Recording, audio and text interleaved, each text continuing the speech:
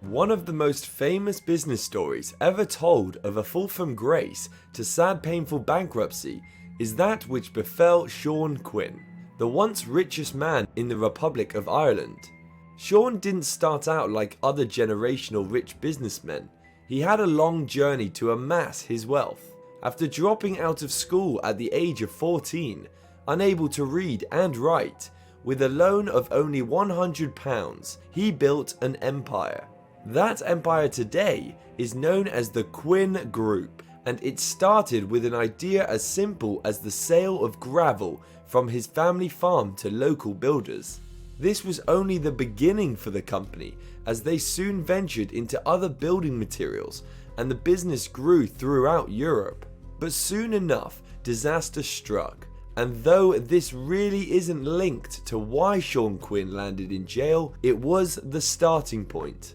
Fact is, in 2009, the whole of Ireland was thrown into property collapse, and this crippled the country's economy and destroyed Quinn's fortune. Yes, Quinn didn't go to school, but with the affluence he had, getting the best financial advice should not have been impossible. So, why did no one advise Quinn from making the huge investing mistake that landed him in prison? By the time it was 2008, Sean Quinn Sr. was the richest man in the whole of Ireland, with a personal wealth of around 4.7 billion euros, which made him the 164th richest man in the world in Forbes magazine's 2008 Rich List. He also got into hotel and property management and built a substantial property portfolio through over 70 companies in 14 different countries. This portfolio is estimated to be worth 500 million euros and includes the Kutuzov Tower block in Moscow, which according to the BBC generates some 22 million euros a year in rent. Quinn had such a Midas touch when it came to business back then that he was effortlessly named the Mighty Quinn. However, Quinn and his family's problems arose from the substantial stake and risk they took in the former Anglo Irish Bank that was built up during the boom years. His interest in the bank was not misguided, as it had recorded unusual success during Ireland's Celtic Tiger years, and the bank was heralded as the best bank in the world in 2007. Nevertheless, the way in which Quinn went about building up this stake was not well thought through, and would eventually leave him saddled with an enormous debt. As opposed to buying wealth, Quinn chose a complex financial instrument known as Contracts for Difference, CFDs. With CFDs, if the price rose, he stood to make money, but if it fell, he stood to lose it all. Because Quinn didn't buy the shares via conventional means, Quinn was able to build up a 28% stake in the bank. However, the bank and its senior executives like Sean Fitzpatrick and David Drum claimed they weren't aware about this, and their response to this was to arrange loans to give to Quinn's wife, Patricia Quinn, and her 5 children, as well as other 10 clients for the purpose of buying shares in the bank in July 2008.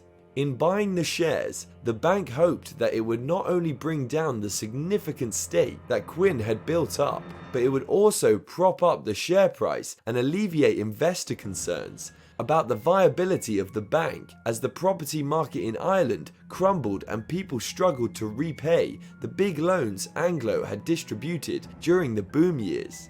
However, this was not the reality of events. In September 2008, the Irish government took the ill-fated decision to guarantee banks, including Anglo, as they were beginning to build up huge losses as the property market collapsed. And in January 2009, the government began the process of winding down.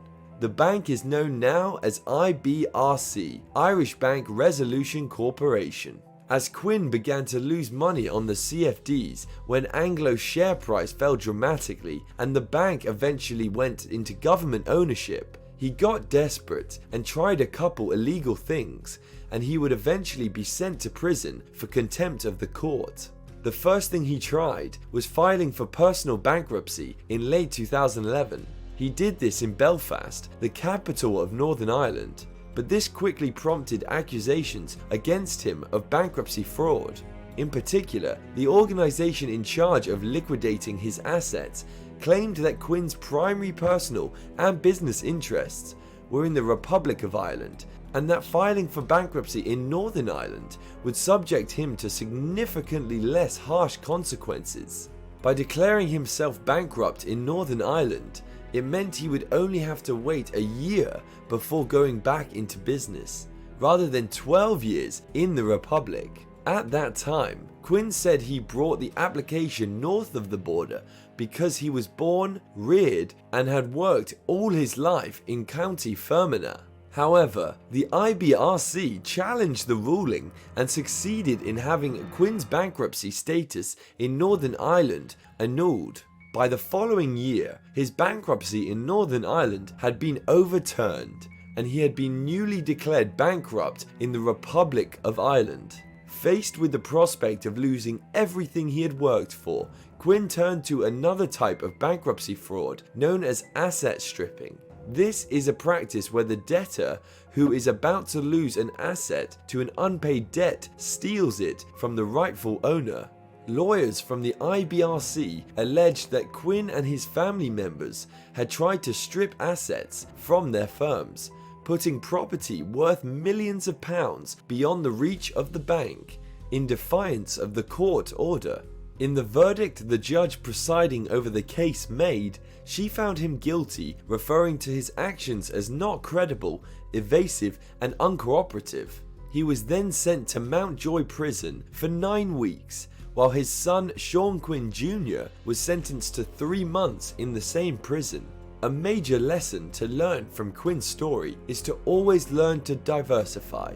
He started out well by expanding his wealth by investing in various other things, but the fact that he chose to let blind investing in the bank such that he completely drained his other ventures was his undoing. So, you might want to do a thorough review of your investments and check areas where you are deeply invested that if it went south, it would destroy you. One other lesson to learn is that even as a billionaire, you are not bigger than the market. You must learn to read the market and know not to swim in uncharted areas. Also, don't forget to stop your losses. Don't trade more than you can comfortably afford to lose on the stock market. It would be folly to keep investing more than you have. Know when to cut the chase, because if things ever go south, you would only have yourself to blame. Don't get over leveraged. Continuous borrowing without an intention or means of paying back affects no one but you and your business, as this would reduce the profit you get, or the business might not yield any profit at all.